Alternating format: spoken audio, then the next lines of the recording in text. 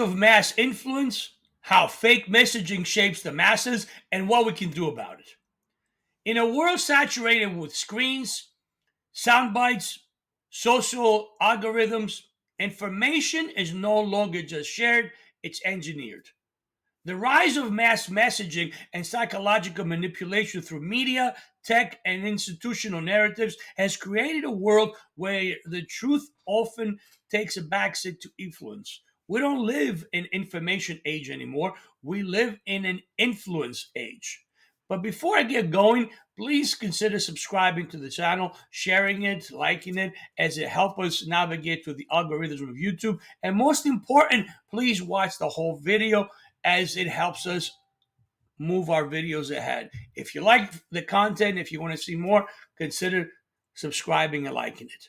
So let's get started. The mechanics. What are the mechanics of mass messaging? Mass messaging isn't inherently, bad, but when it becomes coordinated, agenda-driven, and unchallenged, it morphs into something dangerous. It becomes a tool of mass compliance, not mass enlightenment for information purposes. Consider COVID-19 narrative, okay? Major platforms like Facebook and Twitter, now being X, and other platforms collaborated with government agencies to control misinformation, quote unquote, often labeling dissenting but valid scientific opinions were dangerous. That's what they claim. The Twitter files released by journalists Matt Taibbi and Barry Wise showed how agencies like FBI and DHS flagged posts for removal, even when they were factually correct, but they were politically inconvenient. Look, in 2021, MIT study found the false news spreads faster and more broadly than actual true stories because it evokes emotion and engagement. Facebook whistleblower Francis Haugen revealed internal documents showing that Meta knowingly amplified divisive content because it kept users engaged. Why does it work?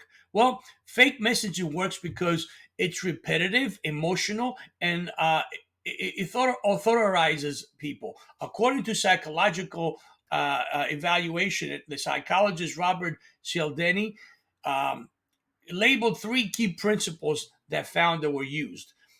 It's used exclusively for this purpose. Authority, that's what experts say, correct? Social proof, everyone is doing it.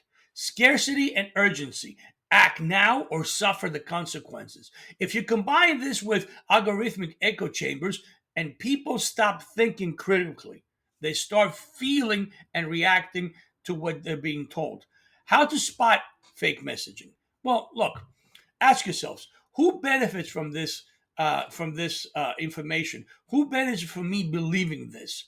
What are they not saying in this piece? What happens to people who disagree?